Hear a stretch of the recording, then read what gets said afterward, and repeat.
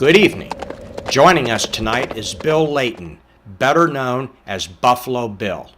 Bill, can you tell us how you got your start and a little bit about the history of the sport that you're involved with? All right. Back in 1995, when I retired from the fire department, I joined a group called Frontier Riders. Frontier Riders were a performing group, both on stage and bit parts in movies and such.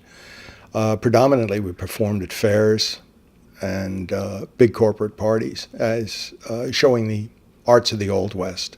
Everything from gun spinning and knife throwing to rope spinning and quick draw, fast draw, knife spinning, believe it or not, and the handling of the American bullwhip and the Australian stock whip.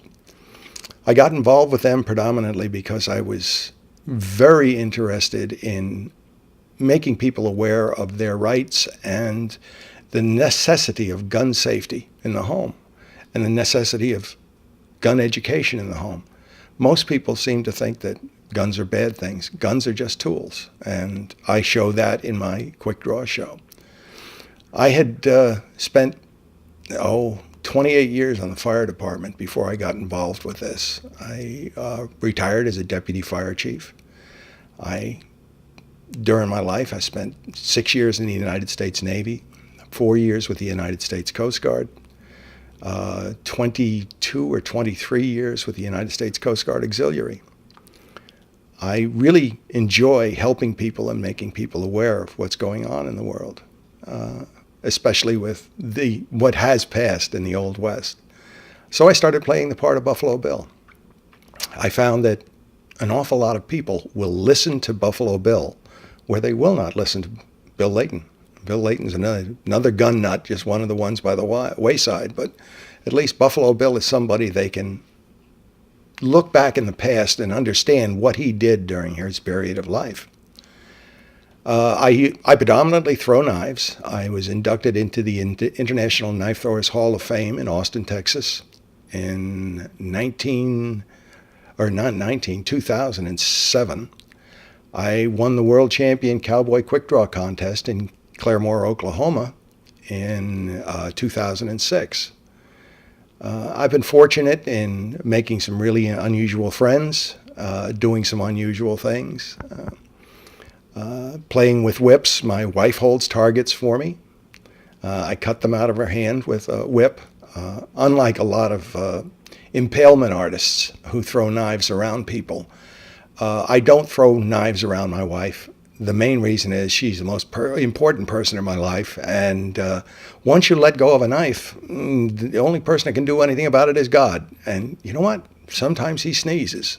And if he does while you're throwing a knife and you miss through it, somebody's going to get hurt. So I really don't do that. I'll leave that to people that consider themselves considerably better than me. And in most instances, they are, although there are a couple of them that think they are. I've been throwing knives, again, for probably 18 years. I've been using whips for 60 years. So it has given me the opportunity to know what the tools will do and what you can do with them.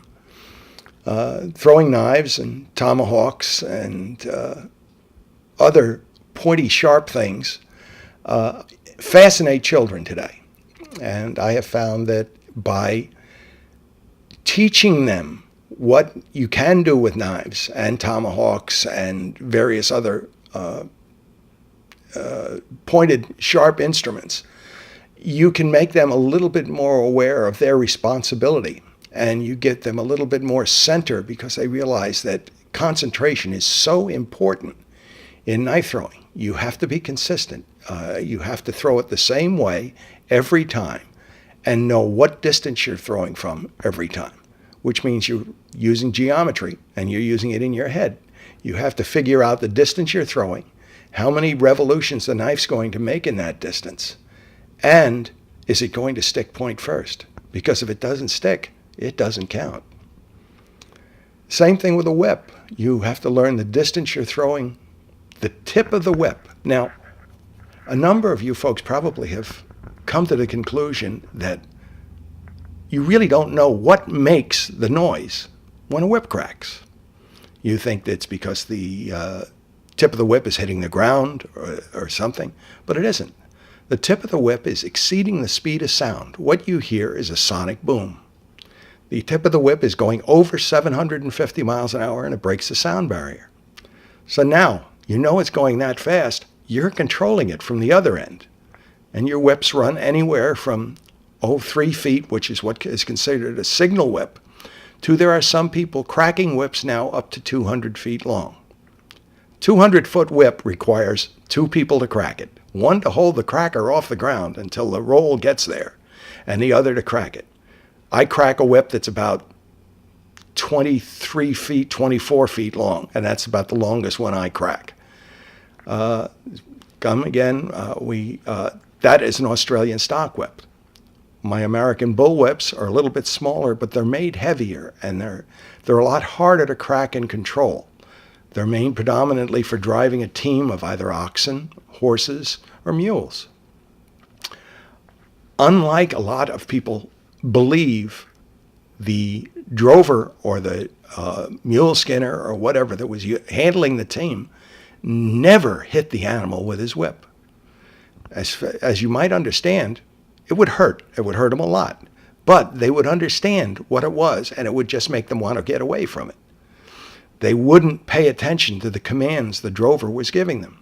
Drover would command by cracking the whip on the right side of the animals to make them go to the left. He would crack the whip on the left-hand side of the animals to make them go right.